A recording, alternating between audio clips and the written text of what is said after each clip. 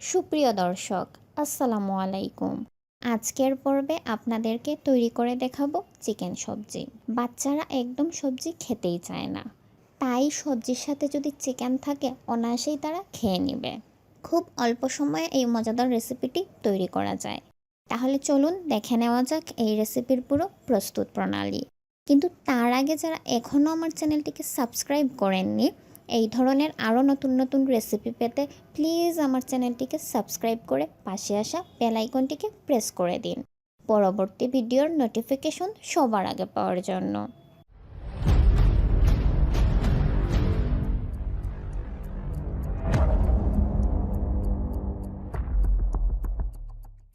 চলুন দেখে নেওয়া যাক যে যে উপকরণ লাগবে।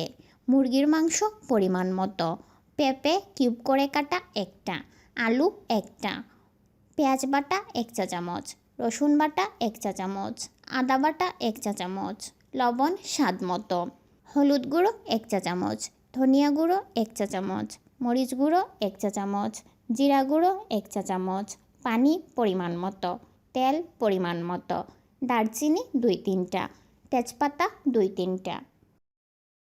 প্রথমে চুলোয় হাঁড়ি বসিয়ে এর মধ্যে তেল দিয়ে দিতে হবে। তেল গরম হয়ে এলে একে একে পেঁয়াজ বাটা, আদা বাটা, রসুন বাটা, লবণ, হলুদ গুঁড়া, মরিচ গুঁড়া, ধনিয়া গুঁড়া, জিরা গুঁড়া দিয়ে দিতে হবে। তারপর এর মধ্যে মাংসগুলো দিয়ে 2-3টে দারচিনি ও তেজপাতা দিয়ে দিতে হবে। তারপর মাংসটাকে কিছুক্ষণ কষিয়ে নিতে হবে। মাংস কষে এলে এর মধ্যে সবজিগুলো দিয়ে দিতে হবে। সবজি দিয়ে কিছুক্ষণ কষানোর পর পরিমাণ মতো পানি এড করে দিতে হবে এবং অল্প আঁচে বসিয়ে রাখতে হবে চুলোয়। মাখা মাখা হয়ে আসলে নামিয়ে নিতে হবে। বেশ, তৈরি হয়ে গেল মজাদার চিকেন সবজি। তো আশা করি রেসিপিটি ভালো লেগেছে।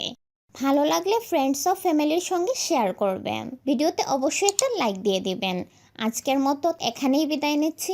আল্লাহ হাফেজ।